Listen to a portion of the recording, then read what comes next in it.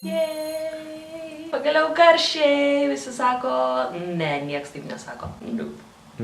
Čia yra mano pirmas video įrašas apie mano aprangą. Šiandien aš vilkiu labai skaičiai, labai gražiai žydrai mėlyną švarkelį, kurį gavau iš pasikuiskim.lt.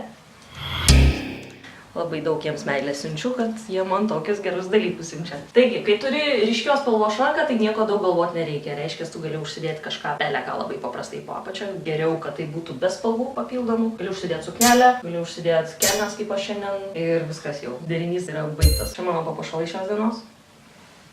Žiedą gavau iš Blusturgio Briuselyje, šitą iš Blusturgio Aleksote. Mano kelnes iš Skuduryno, mano batai yra iš geriausios parduotuvės internete batai.tumblr.com ir maika turbūt iš New Yorkerio, nežinau. Tašė iš Skuduryno. Dar užsidėjau labai ekstravagantiškus akinius, kurių šiandien tikrai niekam nereikėjo. Nes kaip matote, lyja.